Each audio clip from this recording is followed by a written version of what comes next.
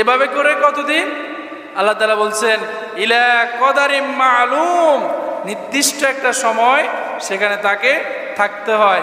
ফাকদারনা ফানিমাল কাদিরুন, তাহলে দেখো আমি তা করতে পেরেছি, অতএব অত্যন্ত নিপুণ ক্ষমতার অধিকারী একজন তিনি কে?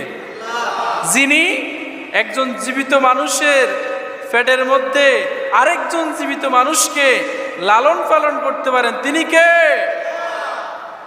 যখন আমি আমার মায়ের গর্ভে, তখন আমাকে পৃথিবীর কেউ কি খাবার পৌঁছিয়েছে?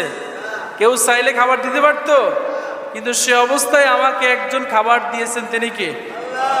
সম্মানিত মুসল্লিয়ানে কেরাম, আল্লাহ তাআলা আমাদেরকে আবারও স্মরণ করে দিচ্ছেন আল্লাযী আহসানা কুল্লা শাইইন খলাকাহু ওয়া বাদা খালকাল ইনসানি মিন তিন। তিনি হচ্ছেন আল্লাহ, যিনি সকল কিছু সৃষ্টি করেছেন, তার সৃষ্টি অত্যন্ত সুন্দর, তবে তিনি মানুষকে সবচেয়ে সুন্দর করে সৃষ্টি করেছেন। সুবহানাল্লাহ। সুম্মা জাআলা নাসলাহু মিন সুলালাতিন মিন মাইন মাহিন, এরপর তিনি বংশ তৈরি করলেন। কি তৈরি করলেন? বংশ। যদি আমাদের বংশ না থাকতো তাহলে আমাদেরকে কেউ চিনতো? কেউ চিনতো না তো। সবার নাম যদি আব্দুর রহমান হইতো, অবস্থাটা কি হইতো? কিন্তু আল্লাহ তাআলা বলেন সূরা হুজরাতের মধ্যে, আমি তোমাদেরকে একে অপরের নাম আলাদা করেছি, গোত্র আলাদা করেছি, পরিবার আলাদা করেছি, দেশ আলাদা করেছি, গ্রাম আলাদা করেছি। কেন? যেন তোমরা একে অপরকে চিনতে পারো। সুবহানাল্লাহ বলেন।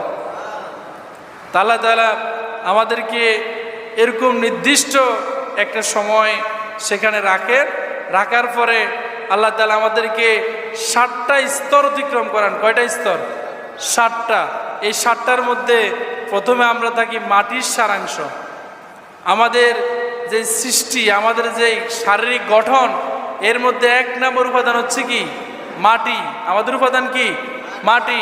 2 নম্বর, মাটির পরে আমরা বীর্য আকারে থাকি, এরপরে জমাট রক্ত, তারপরে আমরা 4 নম্বরে গোস্তপিণ্ড আকারে থাকি, 5 নম্বরে অস্থি পিঞ্জর হিসেবে থাকি, 6 নম্বরে আমাদের যখন শারীরিক গঠন হয় সেখানে আল্লাহ তাআলা এই গোস্তের উপর একটা কাবার দিয়ে দেন, সেটাকে আমরা কি বলি? চামড়া। কি বলি?